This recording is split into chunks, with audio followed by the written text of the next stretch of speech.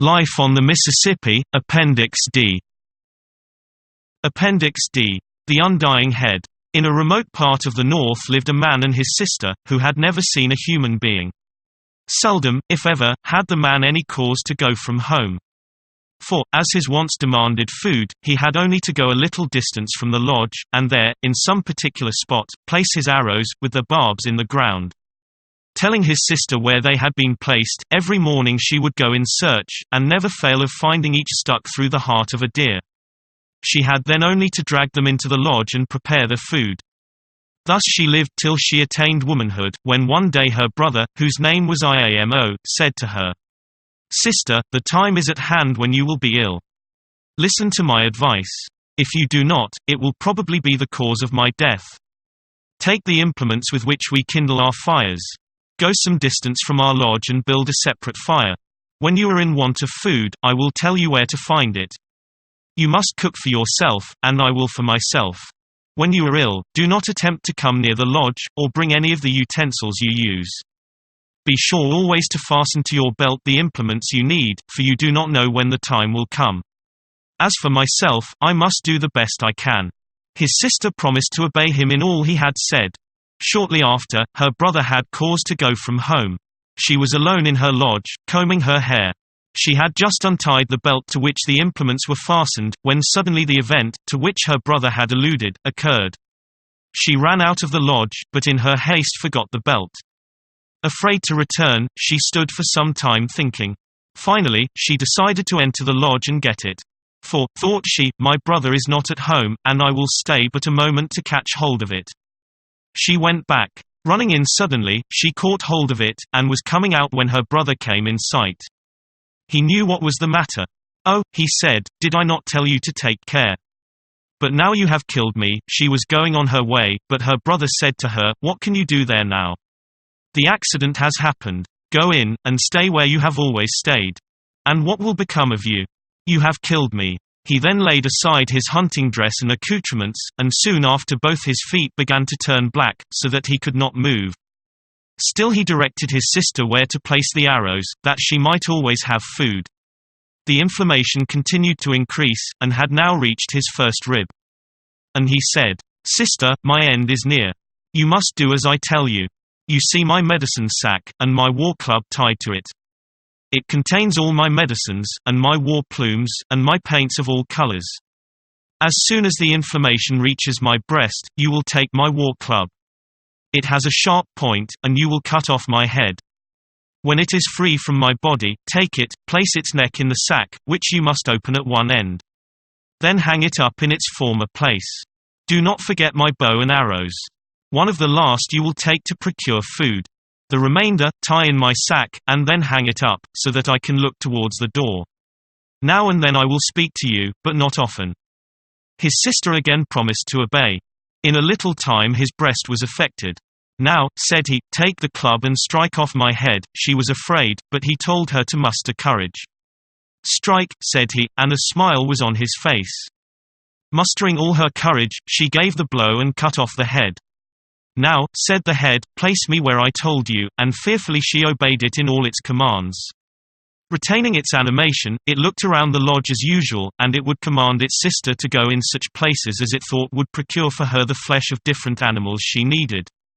One day the head said, "The time is not distant when I shall be freed from this situation, and I shall have to undergo many sore evils. So the superior Manito decrees, and I must bear all patiently. In this situation we must leave the head." In a certain part of the country was a village inhabited by a numerous and warlike band of Indians. In this village was a family of 10 young men brothers. It was in the spring of the year that the youngest of these blackened his face and fasted. His dreams were propitious. Having ended his fast, he went secretly for his brothers at night, so that none in the village could overhear or find out the direction they intended to go. Though the drum was heard, yet that was a common occurrence. Having ended the usual formalities, he told how favorable his dreams were, and that he had called them together to know if they would accompany him in a war excursion. They all answered they would. The third brother from the eldest, noted for his oddities, coming up with his war club when his brother had ceased speaking, jumped up. "Yes," said he, "I will go, and this will be the way I will treat those I am going to fight," and he struck the post in the center of the lodge, and gave a yell. The others spoke to him, saying, "Slow, slow, Mudjacuous, when you are in other people's lodges." So he Saturday down. Then, in turn, they took the drum, and sang their songs, and closed with a feast. The youngest told them not to whisper their intention to their wives, but secretly to prepare for the journey. They all promised obedience, and Mudjacuous was the first to say so. The time for their departure drew near. Word was given to assemble on a certain night, when they would depart immediately. Mudjacuous was loud in his demands for his moccasins. Several times his wife asked him the reason. "Besides," said she, "you have a good pair on." "Quick, quick," said he, "since you must know, we are going on a war excursion, so be quick." He thus revealed the secret. That night they met and started. The snow was on the ground, and they traveled all night, lest others should follow them. When it was daylight, the leader took snow and made a ball of it, then tossing it into the air, he said, "It was in this way I saw snow fall in a dream, so that I could not be tracked." And he told them to keep close to each other for fear of losing themselves, as the snow began to fall in very large flakes. Near as they walked, it was with difficulty they could see each other. The snow continued falling all that day and the following night, so it was impossible to track them. They had now walked for several days, and Mudjacuous was always in the rear. One day, running suddenly forward, he gave the saw Quan, and struck a tree with his war club, and it broke into pieces as if struck with lightning. "Brothers," said he, "this will be the way I will serve those we are going to fight." The leader answered, "Slow, slow, Mudjacuous, the one I lead you to is not to be thought of so lightly." Again he fell back and thought to himself, What? Who can this be he is leading us to?" He felt fearful and was silent. Day after day they traveled on, till they came to an extensive plain, on the borders of which human bones were bleaching in the sun. The leader spoke, "They are the bones of those who have gone before us. None has ever yet returned to tell the sad tale of their fate." Again Mudjacuous became restless, and, running forward, gave the accustomed yell. Advancing to a large rock which stood above the ground, he struck it, and it fell to pieces. "See, brothers," said he, "thus will I treat those whom we are going to fight." Still, once more said the leader. "He to whom I am leading you is not to be compared to the rock." Mudjacuous fell back thoughtful, saying to himself, "I wonder who this can be that he is going to attack," and he was afraid. Still they continued to see the remains of former warriors, who had been to the place where they were now going, some of whom had retreated as far back as the place where they first saw the bones, beyond which no one had ever escaped. At last they came to a piece of rising ground, from which they plainly distinguished, sleeping on a distant mountain, a mammoth bear. The distance between them was very great, but the size of the animal caused him to be plainly seen. "There," said the leader, "it is he to whom I am leading you. Here our troubles will commence, for he is a Mishimokwa and a Manito. It is he who has that we prize so dearly, i.e. wampum, to obtain which, the warriors whose bones we saw, sacrificed their lives. You must not be fearful, be manly. We shall find him asleep." Then the leader went forward and touched the belt around the animal's neck. "This," said he, "is what we must get. It contains the wampum." Then they requested the eldest to try and slip the belt over the bear's head, who appeared to be fast asleep, as he was not in the least disturbed by the attempt to obtain the belt. All their efforts were in vain, till it came to the one next the youngest. He tried, and the belt moved nearly over the monster's head, but he could get it no farther. Then the youngest one, and the leader, made his attempt, and succeeded. Placing it on the back of the oldest, he said, "Now we must run," and off they started. When one became fatigued with its weight, another would relieve him. Thus they ran till they had passed the bones of all former warriors, and were some distance beyond, when looking back, they saw the monster slowly rising. He stood some time before he missed his wampum. Soon they heard his tremendous howl, like distant thunder, slowly filling all the sky. And then they heard him speak and say, "Who can it be that has dared to steal my wampum? Earth is not so large but that I can find them," and he descended from the hill in pursuit. As if convulsed, the earth shook with every jump he made. Very soon he approached the party. They, however, kept the belt, exchanging it from one to another, and encouraging each other. But he gained on them fast. "Brothers," said the leader, "has never any one of you, when fasting, dreamed of some friendly spirit who would aid you as a guardian?" A dead silence followed. "Well," said he, fasting, "I dreamed of being in danger of instant death, when I saw a small lodge, with smoke curling from its top. An old man lived in it, and I dreamed he helped me. And may it be verified soon," he said, running forward and giving the peculiar yell, and a howl as if the sounds came from the depths of his stomach, and what is called chechordom. Getting upon a piece of rising ground, behold, a lodge, with smoke curling from its top, appeared. This gave them all new strength, and they ran forward and entered it.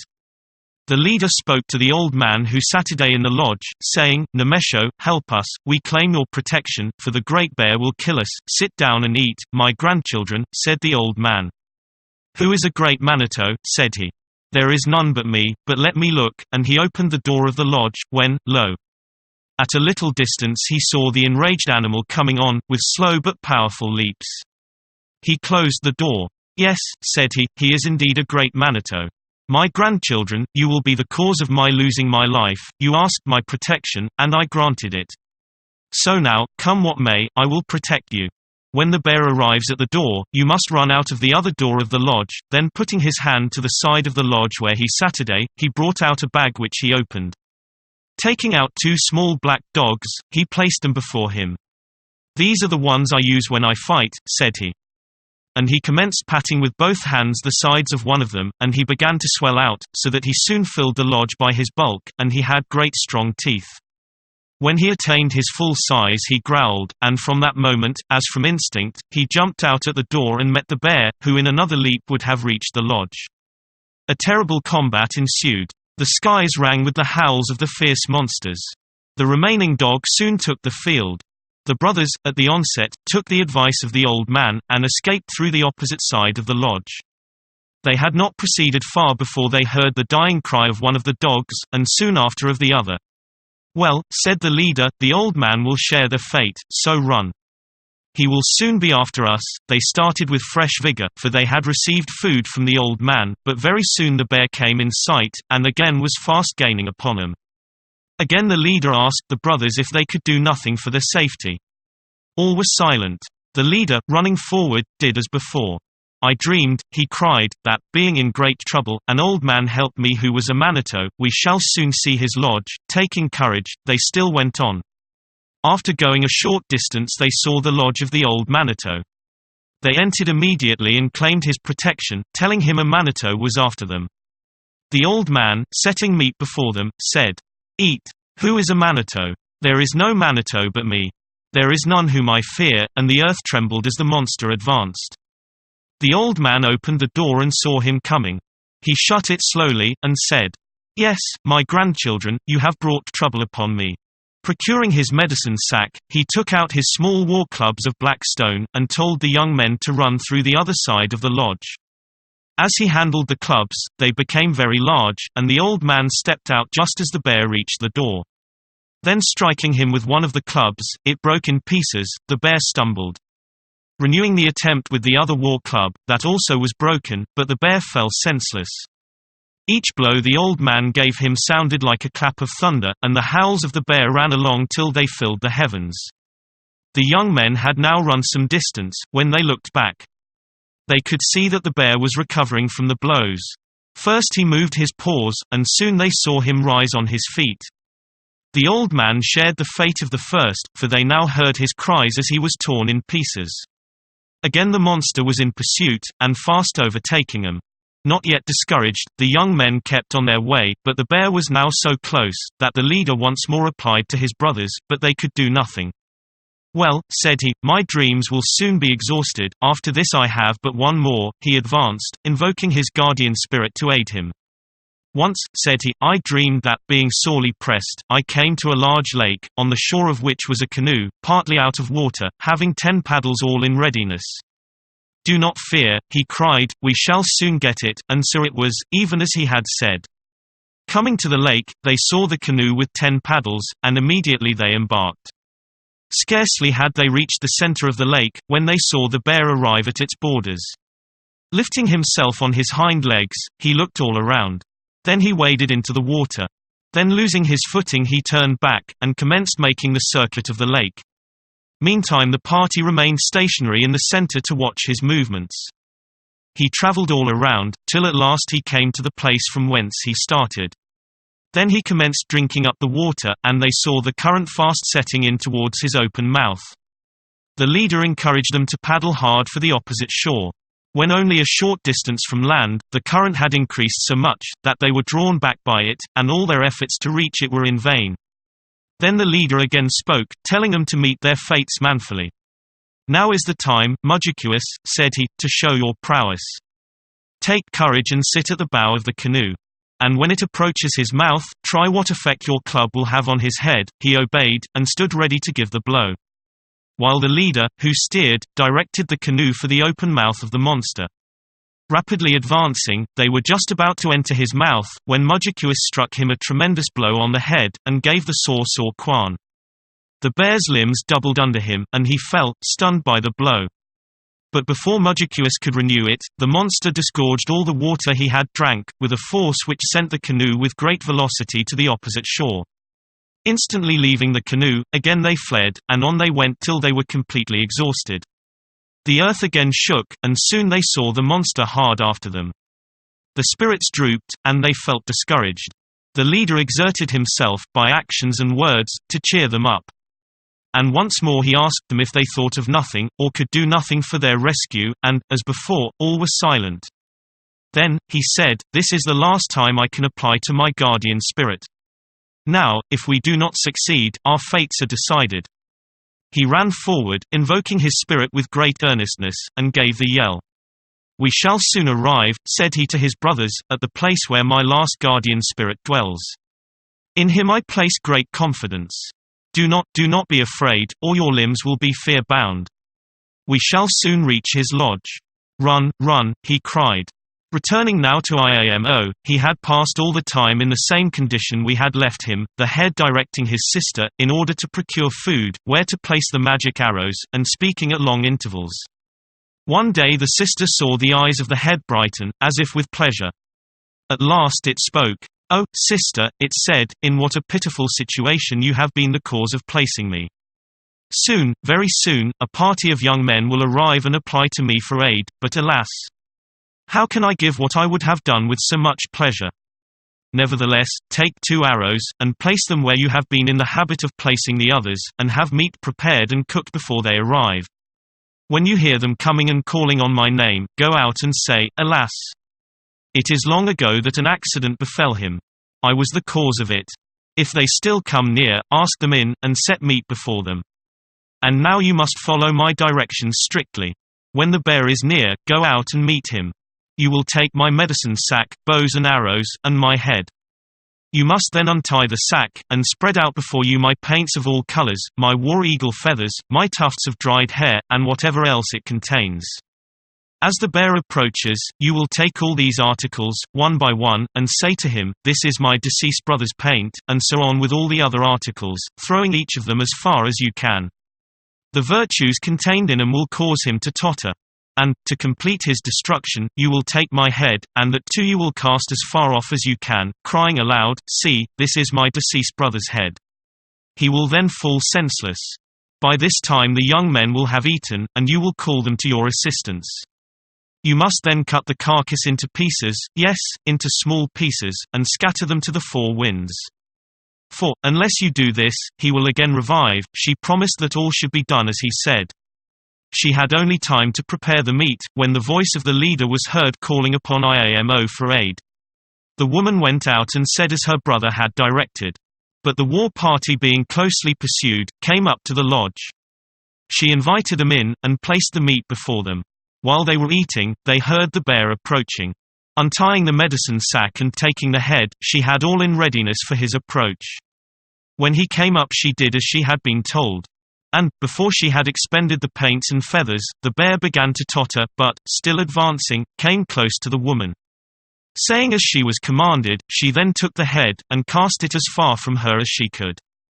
As it rolled along the ground, the blood, excited by the feelings of the head in this terrible scene, gushed from the nose and mouth. The bear, tottering, soon fell with a tremendous noise. Then she cried for help, and the young men came rushing out, having partially regained their strength and spirits. Mudjakeus, stepping up, gave a yell and struck him a blow upon the head. This he repeated, till it seemed like a mass of brains, while the others, as quick as possible, cut him into very small pieces, which they then scattered in every direction. While thus employed, happening to look around where they had thrown the meat, wonderful to behold, they saw starting up and turning off in every direction small black bears, such as are seen at the present day. The country was soon overspread with these black animals. And it was from this monster that the present race of bears derived their origin. Having thus overcome their pursuer, they returned to the lodge. In the meantime, the woman, gathering the implements she had used, and the head, placed them again in the sack. But the head did not speak again, probably from its great exertion to overcome the monster. Having spent so much time and traversed so vast a country in their flight, the young men gave up the idea of ever returning to their own country, and game being plenty, they determined to remain where they now were. One day they moved off some distance from the lodge for the purpose of hunting, having left the wampum with the woman. They were very successful, and amused themselves, as all young men do when alone, by talking and jesting with each other. One of them spoke and said, "We have all this sport to ourselves. Let us go and ask our sister if she will not let us bring the head to this place, as it is still alive. It may be pleased to hear us talk, and be in our company. In the meantime take food to our sister." They went and requested the head. She told them to take it, and they took it to their hunting grounds, and tried to amuse it, but only at times did they see its eyes beam with pleasure. One day, while busy in their encampment, they were unexpectedly attacked by unknown Indians. The skirmish was long contested and bloody. Many of their foes were slain, but still they were 30-1. The young men fought desperately till they were all killed. The attacking party then retreated to a height of ground, to muster their men, and to count the number of missing and slain. One of their young men had stayed away, and, in endeavoring to overtake them, came to the place where the head was hung up. Seeing that alone retain animation, he eyed it for some time with fear and surprise. However, he took it down and opened the sack, and was much pleased to see the beautiful feathers, one of which he placed on his head. Starting off, it waved gracefully over him till he reached his party, when he threw down the head and sack, and told them how he had found it, and that the sack was full of paints and feathers. They all looked at the head and made sport of it. Numbers of the young men took the paint and painted themselves, and one of the party took the head by the hair and said, "Look, you ugly thing, and see your paints on the faces of warriors."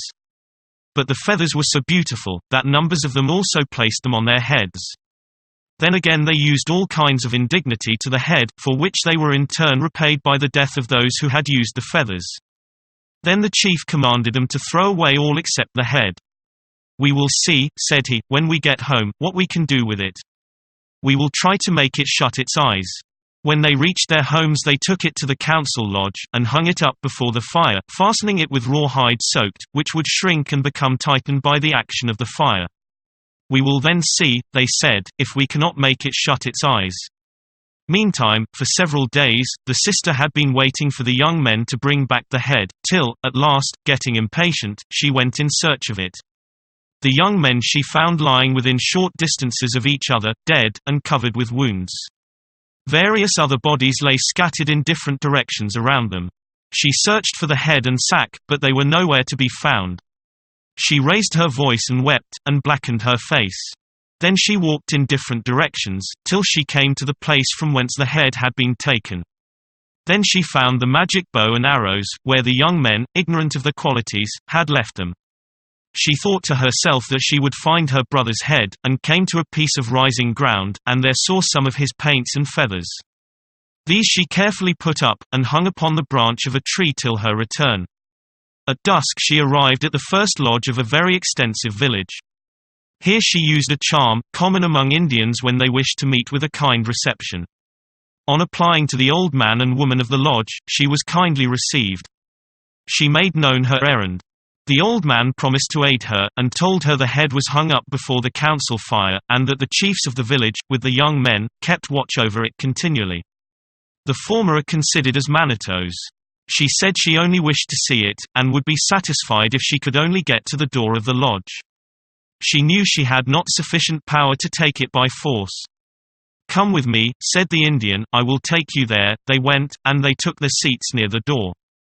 The council lodge was filled with warriors, amusing themselves with games, and constantly keeping up a fire to smoke the head, as they said, to make dry meat. They saw the head move, and not knowing what to make of it, one spoke and said, "Ha, ha! It is beginning to feel the effects of the smoke." The sister looked up from the door, and her eyes met those of her brother, and tears rolled down the cheeks of the head. "Well," said the chief, "I thought we would make you do something at last. Look at it shedding tears," said he to those around him, and they all laughed and passed their jokes upon it. The chief, looking around, and observing the woman, after some time said to the man who came with her, "Who have you got there?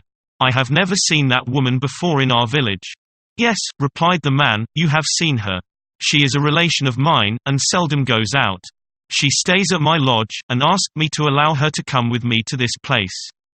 In the center of the lodge sat one of those young men who are always forward, and fond of boasting and displaying themselves before others.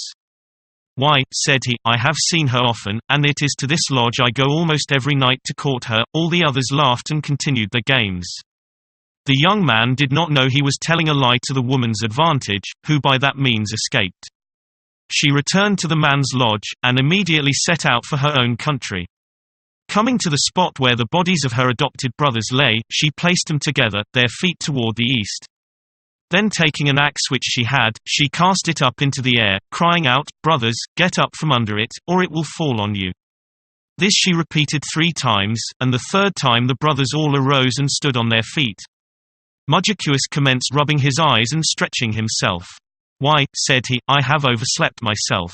"No, indeed," said one of the others, "do you not know we were all killed, and that it is our sister who has brought us to life?" The young men took the bodies of their enemies and burned them. Soon after, the woman went to procure wives for them, in a distant country, they knew not where, but she returned with 10 young women, which she gave to the 10 young men, beginning with the eldest. Mudjakeus stepped to and fro, uneasy lest he should not get the one he liked. But he was not disappointed, for she fell to his lot. And they were well matched, for she was a female magician. They then all moved into a very large lodge, and the sister told them that the women must now take turns in going to her brother's head every night, trying to untie it. They all said they would do so with pleasure. The eldest made the first attempt, and with a rushing noise she fled through the air. Toward daylight she returned. She had been unsuccessful, as she succeeded in untying only one of the knots. All took their turns regularly, and each one succeeded in untying only one knot each time. But when the youngest went, she commenced the work as soon as she reached the lodge. Although it had always been occupied, still the Indians never could see anyone. For 10 nights now, the smoke had not ascended, but filled the lodge and drove them out. This last night they were all driven out, and the young woman carried off the head. The young people and the sister heard the young woman coming high through the air, and they heard her saying, "Prepare the body of our brother." And as soon as they heard it, they went to a small lodge where the black body of Iamo lay. His sister commenced cutting the neck part, from which the neck had been severed. She cut so deep as to cause it to bleed, and the others who were present, by rubbing the body and applying medicines, expelled the blackness. In the meantime, the one who brought it, by cutting the neck of the head, caused that also to bleed. As soon as she arrived, they placed that close to the body, and, by aid of medicines and various other means, succeeded in restoring Iamo to all his former beauty and manliness. All rejoiced in the happy termination of their troubles, and they had spent some time joyfully together, when Iamo said, "Now I will divide the wampum," and getting the belt which contained it, he commenced with the eldest, giving it in equal portions. But the youngest got the most splendid and beautiful, as the bottom of the belt held the richest and rarest. They were told that, since they had all once died, and were restored to life, they were no longer mortal, but spirits, and they were assigned different stations in the invisible world. Only Mudjakeus's place was, however, named. He was to direct the west wind, hence generally called Kebiun, there to remain forever. They were commanded, as they had it in their power, to do good to the inhabitants of the earth, and, forgetting their sufferings in procuring the wampum, to give all things with a liberal hand. And they were also commanded that it should also be held by them sacred. Those grains or shells of the pale hue to be emblematic of peace, while those of the darker hue would lead to evil and war. The Spirits then, amid songs and shouts, took the flight to their respective abodes on high, while Iamo, with his sister Iamaqua, descended into the depths below.